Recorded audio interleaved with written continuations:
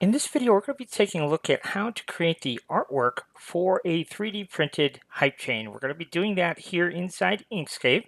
We're going to create our artwork here in Inkscape. We'll save an SVG file, and then we'll go into our slicer to actually turn it into our 3D model.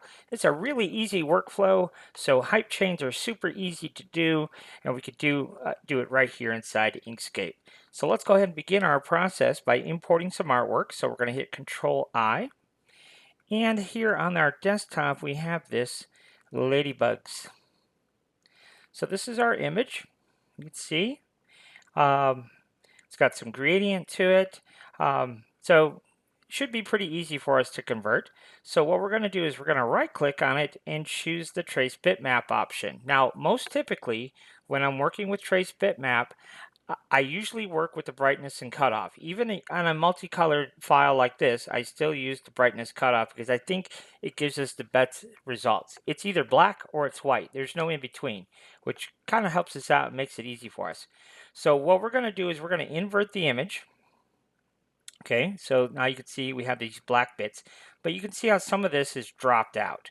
And that's because of some of the gradient going on here. So if we modify our threshold, you can see we can reveal more and more. Now I'm looking up here at the lobster. See how that stuff is dropped out there? We could leave it like that and fix it in Inkscape, or we can continue to adjust and see how it eventually goes away, right? So it just kind of depends on what you want to do. Let's just go ahead and leave it so I can show you how you would fix it if you needed to. So let's go ahead and hit apply, and then let's look at it.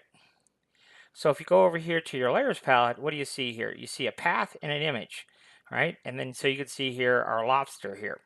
So you can see, I don't know, I think it's all usable except I want to make some adjustments to my lobster. So it's really easy to do. So let me show you how we're going to do it. So the first thing we're going to do is select our path, and we're going to come up here to path and break apart. Okay. So that will break everything apart. And then what we have to do is just look at our image. And I actually like to look at it in outline mode. So you see that? And we can toggle between those two modes by holding Alt Q. Now that is a custom keyboard shortcut that I set up for myself. But you could toggle between outline and normal mode. So I just want to kind of look at it and see what we actually have, the good, the bad, the ugly. Now you can take this as far as you want, okay, as far as editing this file, but I'll kind of show you just quickly what I would do for the lobster. I would just come in here and all these parts that are interior parts, I can just select them and get rid of them. So all of these parts that are interior parts, boom, just go ahead and delete them. So this is an interior part. Boom, delete them. We'll delete whatever's an interior part there. And do we have a little speck right there? Boom. And then, so you see what I'm doing? I'm just making a selection and deleting. Now make sure that we're only selecting what we want to actually delete, of course. So this is what we've got now. Now this looks a little strange right here, okay? So how do we fix that? Well, there's a multitude of ways to fix this problem. Looks like there's another little speck right there. But again, this doesn't necessarily have to be perfect. So let's take a look at some options that we have available. So this is a vector file. So like, let's see all this wrinkling here? Let's say I wanted to smooth that out. You double click on it and you see what makes that wrinkling are all these nodes. So in theory, and what I usually like to do is I usually like to add a new node on each side. So I'll double click on my path to add a node there, and I'll double click on my path to add a node there, and then I'll hold down my Alt key and drag. And just make sure that when you are selected nodes, you only select what you don't want. And if you hit the delete key, you can see how the software kind of figures it out for us, right? So that's what I usually do. So now on a more complicated situation like this, what we can do is we can do something a little bit more sketchy. But this is really important for you to understand. You've got options. Yes, you're going to have some knowledge, but you've got options here, and it's pretty easy to resolve. So watch what we're going to do. We're going to select one of these nodes right here, and then there's an option up here. So this first one here, when you hover over it, it says join selected nodes, and then this one says break. So we're going to break. Okay. And by the way, it's Control B is a keyboard shortcut, and that can sometimes be handy just to use keyboard shortcuts. So we broke it there, so it's going to come up and around and down, and let's just break it right there. Okay. So we could use our keyboard shortcut. We could come up here and just break it again. Okay, so now we've broken it in two places. So we've broken it here, and watch what happens. I thought we broke it there. Let's break it again. Break at selected nodes. Boom. Okay, so you see how it's broken? So all of this can then now be deleted. So again, we could use our Alt key if we want to. That's what I usually do. And you could just select the nodes that you don't want. And then we could just come in here. If you're good with your mouse, it's pretty easy to select those nodes, but you can see how we can just get rid of that one path that we didn't want. And then we could just keep going here. So all of that, boom. So you see, so now we can go all the way back probably to that node right there. So let's do it. So we go back all the way back to that node there and delete, okay? So that's our first step. Now we have this other piece of a different path. So now those are two separate paths. So now what we want to do is break that right there, okay? And then we want to break it maybe right here too, okay? But you see, I just used the keyboard shortcut. It's Shift B. I used the keyboard shortcut that time. I cheated a little bit. But you see that there? Just pull that away. And then we could just select those nodes, or you can go ahead and use your Alt key and go all the way around, boop, and gone. Okay, so now that takes care of that piece. So now what we have to do is connect those two back together again.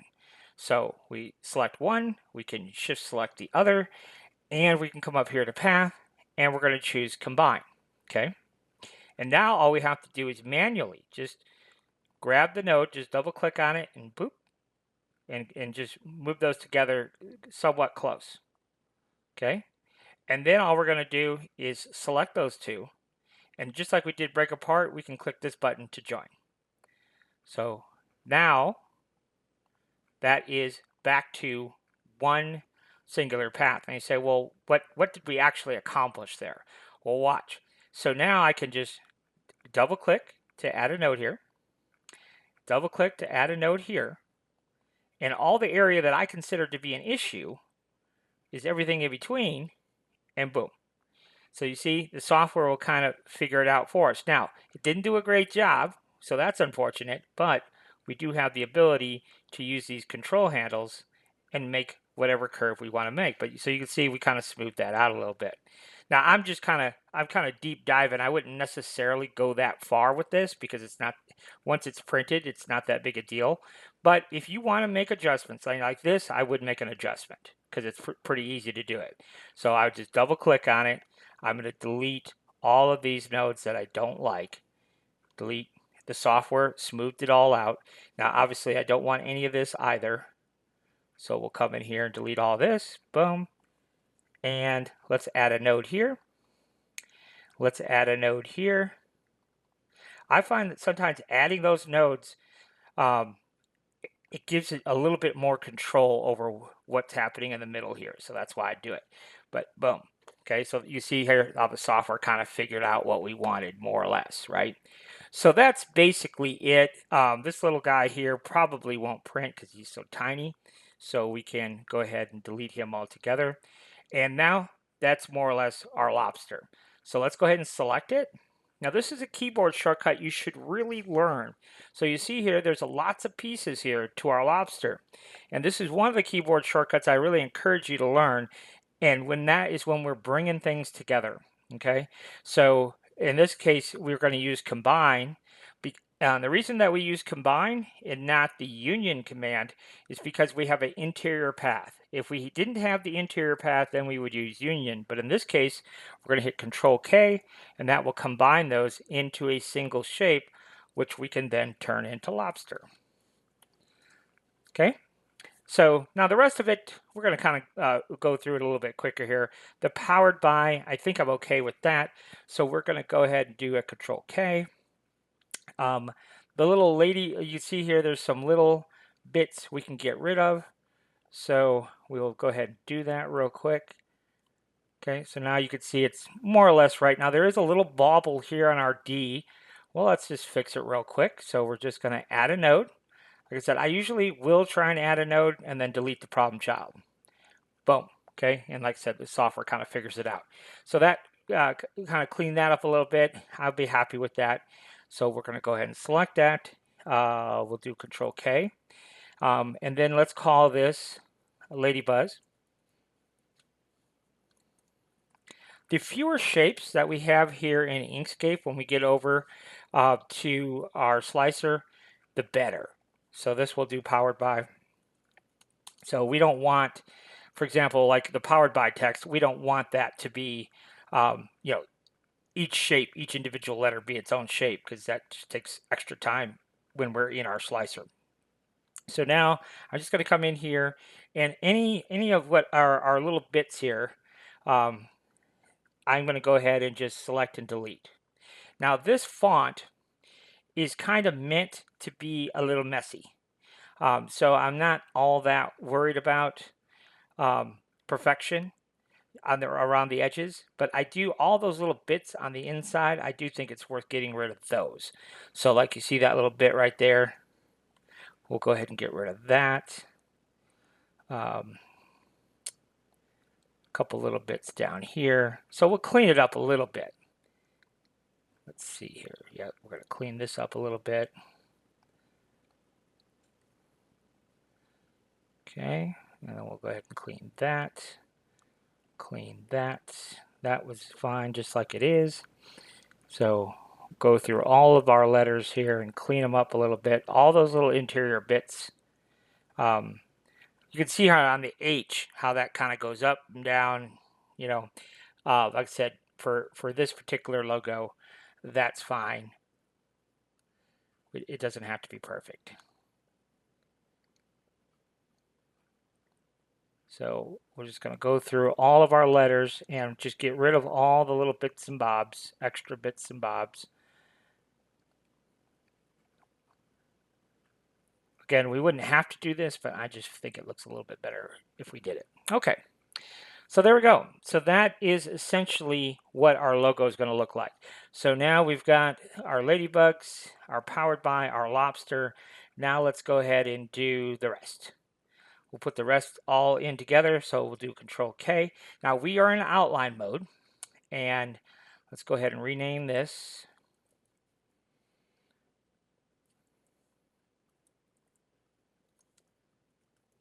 Crawfish text. Okay, so we are in outline mode, so let's go to normal mode so we can see this a little bit better. And let's go ahead and resize this to our finished hype chain size, which in our case, we're gonna lock that. And so when we change the height, we also change the width proportionately. We're gonna do 150. 150 is 6 inches, roughly, is what it equates to. And that'll work for what we want. So now what we want to do is we want to go ahead and duplicate. Actually, we're going to have to put all this in a group. So let's do that. So we just select everything and hit Control G. That puts it all in a group. So you see there's a group. And then we're going to have to duplicate the group. And then on the bottom group, so we have the bottom group selected. Let's pick any wild color. We're going to do green. We can't see it because it's below, right? But what we're going to do is we're going to add a path effect. So we come over here to the far right, and we come down here to path effects, and we are going to come to this arrow, and we're going to do an offset path effect. An offset path effect of how much? Well, we don't really know. So let's just try something. How about 6 millimeters? That sounds good. And let's just see what it looks like. Now, when you hit enter, depending on the complexity of the design, it may take a little bit to actually perform that offset because there's a lot going on here. Now, if you like that amount of offset, great. I don't think it's bad. I think it's a little bit too much. So I'm just going to back that off to maybe 4. Okay, so we'll put 4 and then give it a second to update. And it did. And I think I like that a little bit better. So we're going to run with this. So now let's go back over to our layers palette. Now, when we apply path effects, this is really important that you put this to memory, is we have to apply it. So we've told it we wanted a 4mm offset, but we haven't quote unquote set it in stone. It's still editable. If we go to path effects, you can see we could still modify it. Well, because we need to interact with it, again, we have to set the offset. So the way you do that is you go to path and you just choose object to path. Boom. Okay, now you won't see anything happen except for when we go back to path effects, it's no longer editable. You see that there. Okay, so like I said, you just got to kind of put that to memory. Now, if we look at the group, you can see we've got several pieces and parts, right?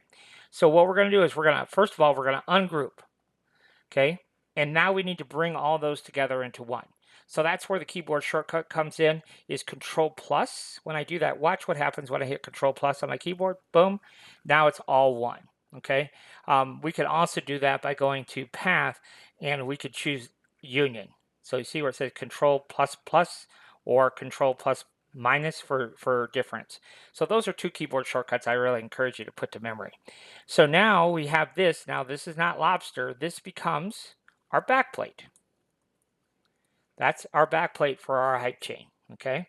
And then we have all of these bits and bobs up here.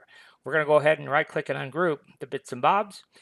And now what we're going to do is we're going to edit what our backplate is going to look like, okay? So we're going to grab our rectangle tool here. And what I want to do is I want to fill in some of these areas. So like there. And you could do it however you want. There. Maybe I'll cut it off right there. Cut it off right there. Add one there. All I'm doing is coming in here and just filling up the white bits. Maybe I'll come, let's see here. Let's make an adjustment to this one and just have that come across as flush. And then what do I want to do? I want to come over here, maybe something like that. And then up here, we can turn on snapping. That little icon right there will allow us to snap right to that top border if we so chose to. Do something like that. All right, let's see what kind of mess we got going on here. All right, I think I like that. So you see what we did? We create a whole bunch of rectangles. So we're going to select one and then shift click that one. And then we're going to control click on backplate.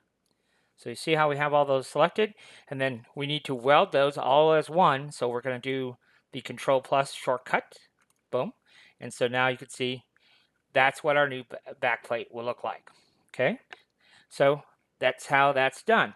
So now we have all of our artwork completed for our hype chain as far as we're going to do it in Inkscape anyhow. So let's go ahead and hit Control S to save.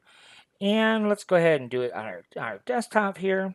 And we will call it, I always start my files with STL3D for the STL3D warehouse. And then we're going to do ladybugs. So ladybags, I'm sorry. Logo.